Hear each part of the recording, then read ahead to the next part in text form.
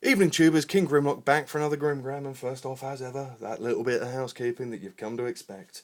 This is a continuation of my countdown to AA viewer request session. Yeah, getting it right on all of these, baby. I'm going to continue on with Mirage 8Vs. There's the Linky and Nick the True Phantasm. Their request for the Predacons, or Predaking, more accurately.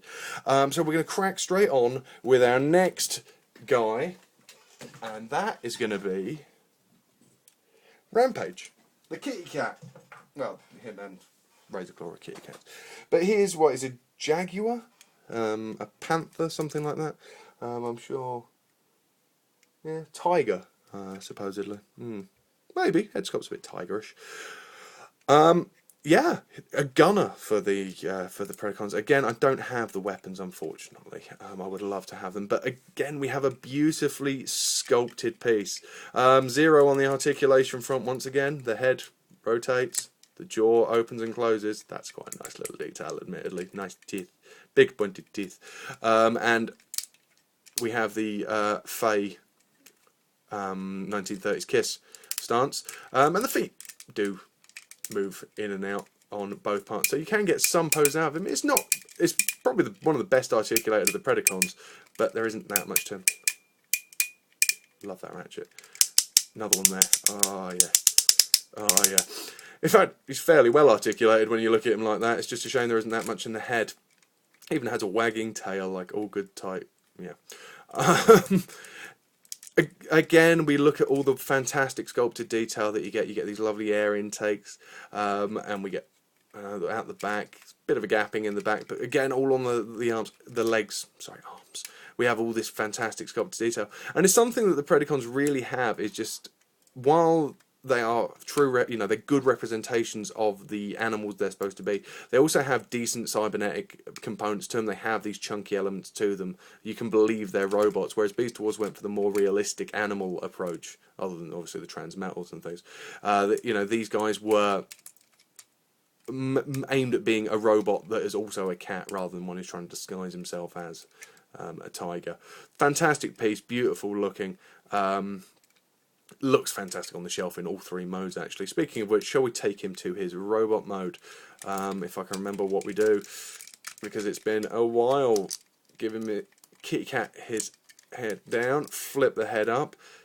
Poor head sculpt on this one. Or it's not poor head sculpt, it's just, again, as ever, the detail hasn't been picked out, which is, while we have these wonderful bold oranges and reds and blacks for the Predacons and the yellows, you do kind of miss the detail on the face being picked out and things like that. You just feel, well, we are getting a new reissue of these, aren't we? We're getting the gold, the metallic reissue of them for 2010 in Japan, and hopefully that'll pick out some more of the detail as well, rather than just replacing the colour scheme.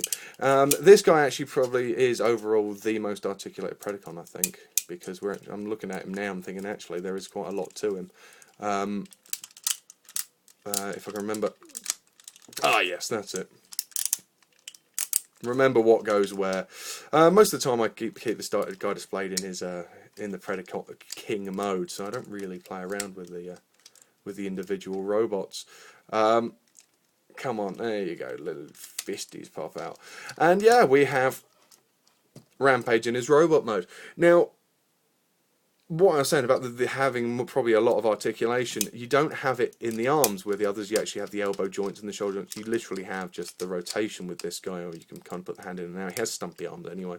But, we have knee joints, we have hip joints. He can actually,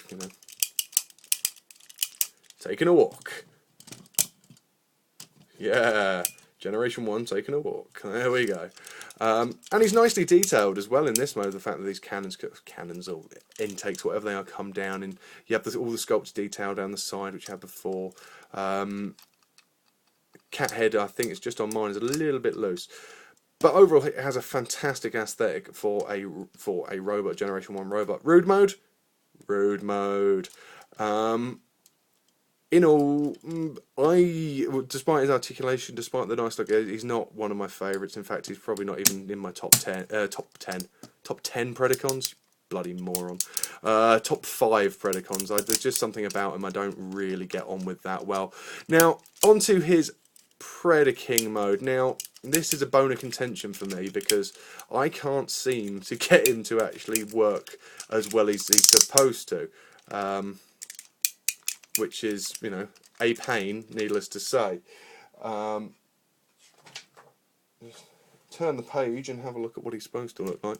Because I think if you have those legs down there, and they take up quite a lot of room, and that's supposed to be his official way of doing it. There are other ways of sort of flapping bits in and out, which is quite nice. It's a shame they haven't got a little bit more of a give on there. Let's get the right fist, and I do like the way that the fists don't just plug into a slot. They actually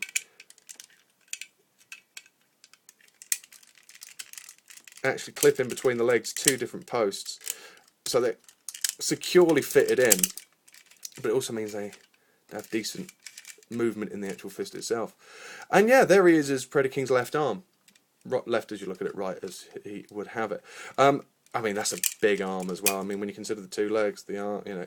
Predaking's a big boy, and you're going to see in about 3 days just how big a boy he is.